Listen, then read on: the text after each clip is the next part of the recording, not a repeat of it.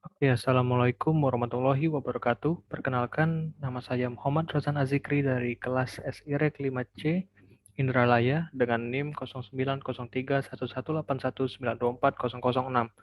Di sini saya akan menjelaskan tugas cost benefit analysis mata kuliah manajemen proyek sistem informasi. Berikut penjelasannya. Oke, baiklah, ini merupakan tabel analisis biaya dan manfaat yang mana terbagi menjadi 4 kolom, yaitu tahun ke-0, tahun ke-1, tahun ke-2, dan tahun ketiga. Yang pertama yaitu rincian biaya. Rincian biaya terbagi menjadi 5. Yang pertama, biaya pengembangan sistem. Meliputi biaya wawancara sebesar 675.000 dan biaya observasi sebesar 450.000, biaya analisis masalah sebesar 750.000, biaya analisis kebutuhan sistem sebesar 755.000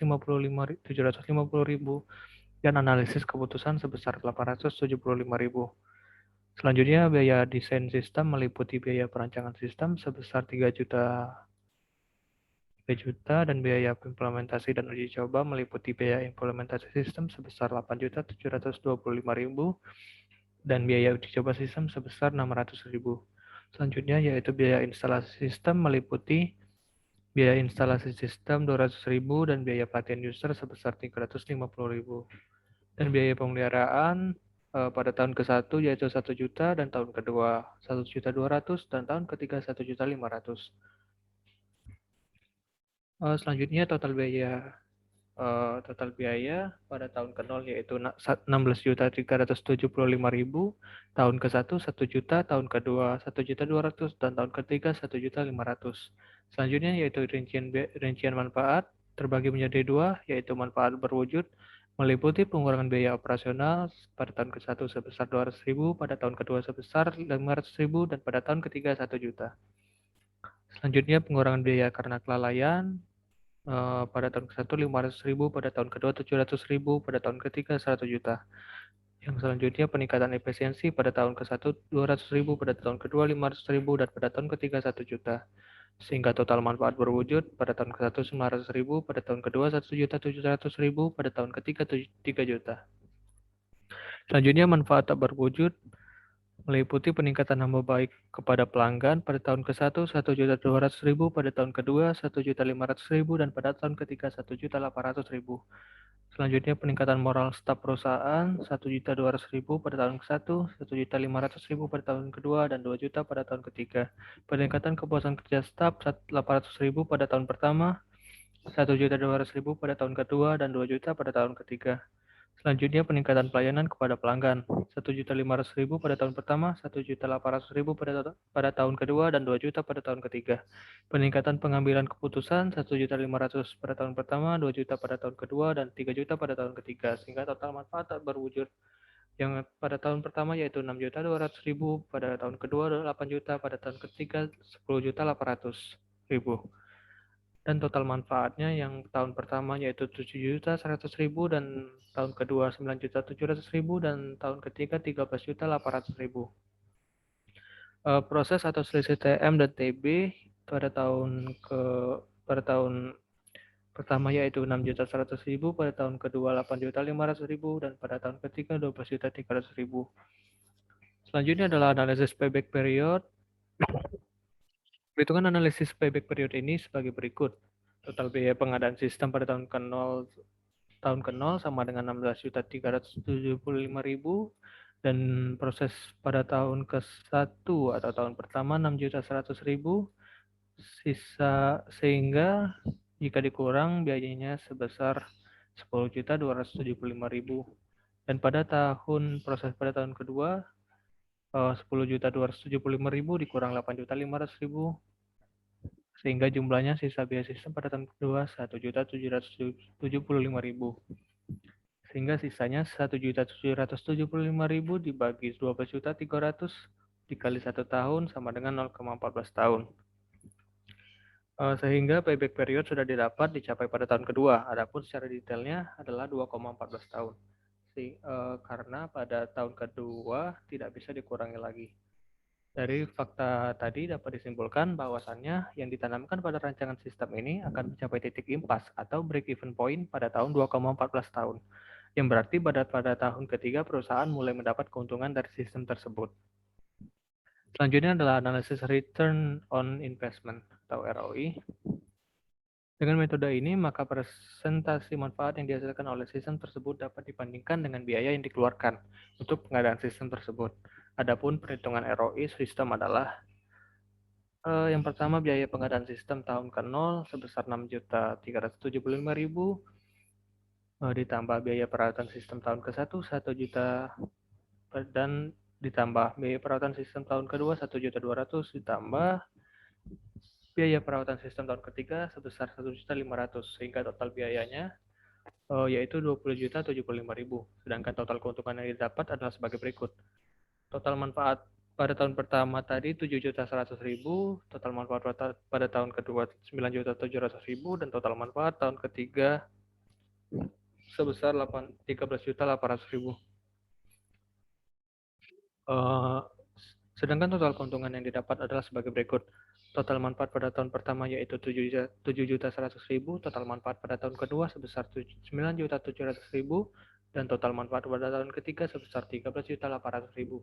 Sehingga dijumlahkan hasilnya total manfaatnya sebesar 30.600.000 rupiah. Rumusan ROI atau Return on Investment adalah sebagai berikut. ROI sama dengan total manfaat. Rumusan ROI atau Return on Investment sebagai berikut. ROI total manfaat min di total biaya per total biaya dikali 100%. Sehingga ROI-nya sebagai berikut. 30.600.000 dikurang 20.075.000 per 20.075.000 dikali 100%. Sehingga ROI atau Return on Investment-nya sebesar 52,43%. Artinya bahwa sistem ini akan memberikan keuntungan pada tahun ketiga sebesar 52,43% dari biaya pengembangannya, sehingga sistem ini layak digunakan bagi perusahaan ini. Selanjutnya adalah analisis Net Present Value atau disingkat NPV. Perhitungan analisis NPV sebagai berikut. Proses NPV sama dengan nilai proyek ditambah proses 1 per 1 ditambah I% pangkat 1 ditambah proses 2 per 1 ditambah I% pangkat 2 ditambah proses 3 per 1 ditambah I% pangkat N.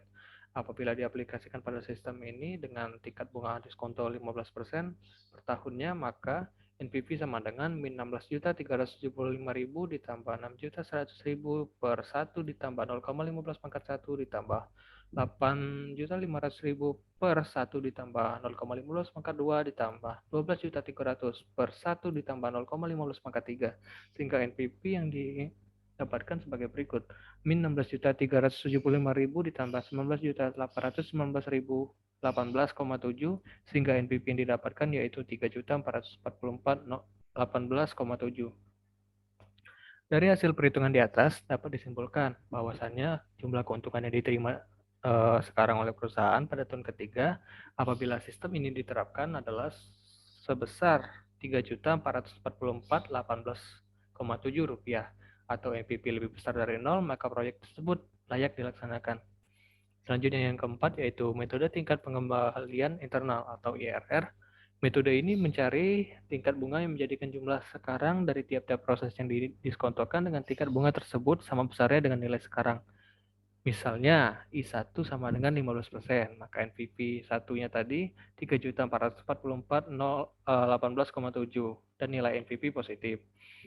I2-nya sama dengan 20%, maka NPV sama dengan min 16.375.000 ditambah 6.100.000 per 1 ditambah 0,2 pangkat 1 ditambah 8.500.000 per 1 ditambah 0,2 pangkat 2 ditambah 12.300 per 1 ditambah 0,2 pangkat 3, sehingga NPV yang dihasilkan yaitu min 16.375.000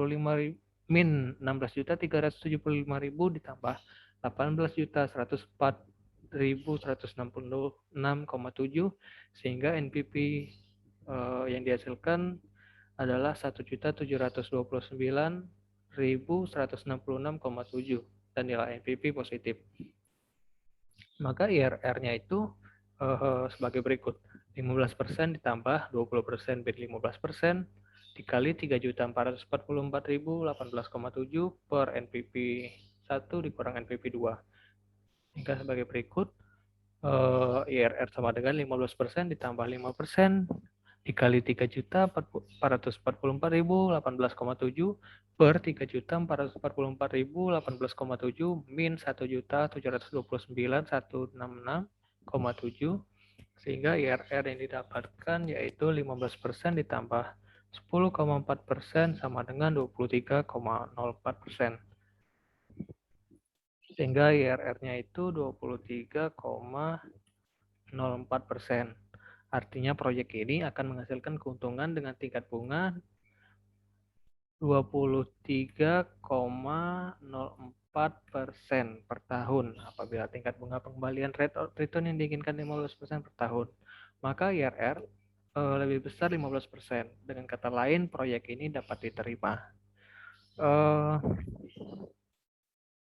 Mungkin itu saja yang dapat saya sampaikan pada penjelasan tugas cost benefit kali ini. Saya akhiri. Wassalamualaikum warahmatullahi wabarakatuh.